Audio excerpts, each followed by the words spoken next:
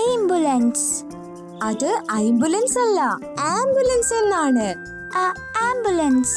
നിങ്ങൾക്കും വില്ലയെ പോലെ ശരിയായ പ്രൊനൗൺസിയേഷൻ പഠിക്കണമെങ്കിൽ ഇപ്പോൾ തന്നെ കിഡ്സ് ആപ്പായ കുക്കു टीवी डाउनलोड ചെയ്യൂ और एवरीडे कुछ नया सीखो।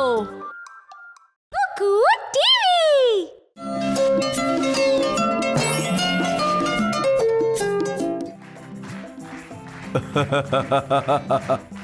മോനെന്താ ഇന്ന് വലിയ ആലോചനയിലാണെന്ന് തോന്നുന്നു.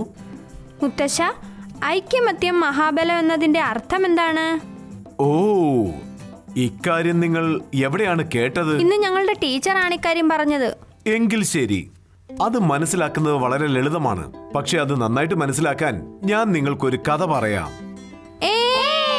കഥയ്ക്കുള്ള സമയം.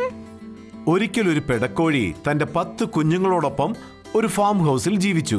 അതിൽ 5 കോഴിക്കുഞ്ഞുങ്ങൾ വെള്ള നിറത്തിലാണ്, ബാക്കിയുള്ള 5 ബ്രൗൺ നിറത്തിലും.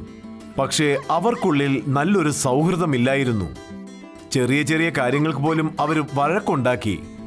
കുട്ടികളെ, നിങ്ങളിങ്ങനെ വഴക്കുണ്ടാക്കാൻ പാടില്ല. നിങ്ങൾ എല്ലാരും സഹോദരന്മാരും കൂട്ടുകാരുമാണ്. അമ്മേ, ഈ ബ്രൗൺ കളർ കോഴിക്കുഞ്ഞുങ്ങളാണ് എപ്പോഴും വഴക്കുണ്ടാക്കുന്നത്. இல்ல, இந்த வெள்ளை கோழி குஞ்சு தான் சண்டை போடுதுங்க.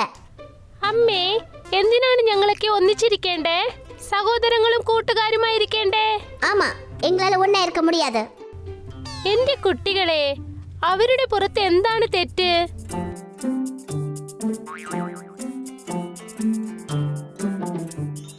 വെള്ള കോഴിക്കുഞ്ഞുങ്ങൾക്കും ബ്രൗൺ കളർ കോഴിക്കുഞ്ഞുങ്ങൾക്കും ദിവസം ചെല്ലുന്തോറും വഴക്ക് കൂടിക്കൊണ്ടേയിരുന്നു. അമ്മേ, ഈ ബ്രൗൺ കോഴി കുഞ്ഞുങ്ങൾ അത്യാഗ്രഹികളാണ്. ഇവിടെയുള്ള നല്ല സ്ഥലങ്ങളിൽ അവർ മേയുന്നു, നല്ല ആഹാരം അവർ കഴിക്കുന്നു, എന്നിട്ട് നല്ല പുല്ലിൽ കിടന്നുറങ്ങുന്നു. പക്ഷെ ഞങ്ങൾക്കൊന്നുമില്ലല്ലോ. നീ എന്തിനെ കുറിച്ചാണ് സംസാരിക്കുന്നത്? ഞങ്ങളുടെ അടുത്ത് നിന്ന് എല്ലാം നല്ലത് നീ തന്നെയാണ് എടുക്കുന്നത്. പിന്നെ എന്തിനാണ് വെറുതെ കുറ്റം പറയുന്നത്? ദയവായി വഴക്കുണ്ടാക്കല്ലേ. ഇല്ല, ഞങ്ങൾക്കത് പറ്റില്ല അമ്മേ. ഇത് ശരിയാകില്ല. അതാണ് നല്ലത്. ഞങ്ങൾ ഞങ്ങളുടെ സാധനങ്ങൾ എടുത്തുകൊണ്ട് പോയിക്കൊള്ളാം. ശരി, മതി, നിർത്തൂ. നിങ്ങളുടെ ഇഷ്ടം പോലെ ചെയ്തോളൂ. നാളെ തന്നെ എല്ലാവരുടെ തിങ്സും അവരവരുടെ കയ്യിൽ നൽകാം. അതിനുശേഷം നിങ്ങളുടെ ഇഷ്ടം പോലെ എന്ത് വേണമെങ്കിലും ചെയ്തോളൂ. പക്ഷെ അന്ന് രാത്രി ഒരു കാര്യം നടന്നു. അത് എല്ലാത്തിനും മാറ്റം കൊണ്ടുവന്നു.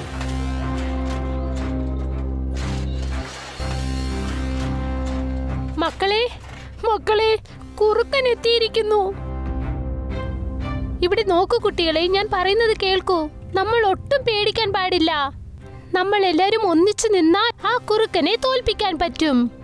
ഓർമ്മ വെച്ചോളൂ, അവൻ ഒരുത്തനാണ്. പക്ഷേ നമ്മൾ മൊത്തം 11 പേരാണ്.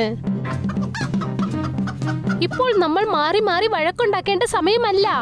ഇപ്പോൾ നമ്മൾ ഒന്നിച്ചിരിക്കേണ്ട സമയമാണ്. ആ കുറുക്കനെ എതിർത്ത് നമ്മൾ പോരാടണം. ഓർമ്മ വെച്ചോളൂ, ഒരുമയാണ് എപ്പോഴും ബലം.